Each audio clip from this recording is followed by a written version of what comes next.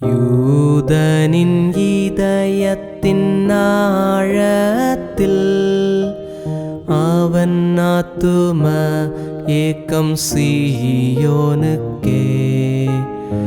அவன் கண்கள் தூர கிழக்கினிலே சீயோனை நோக்கியே இருக்கும். எங்கள் நம்பிக்கை மறித்திடவில்லை, எங்கள் மண்ணில் சுதந்திர தேசமடைவோம். 2000 ஆண்டு கால நம்பிக்கை ஒரு நாள் மீண்டும் திரும்பிடுவோம்.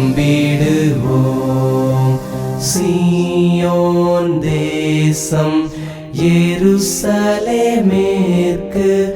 ஒரு நாள் மீண்டும் திரும்பிடுவோம்.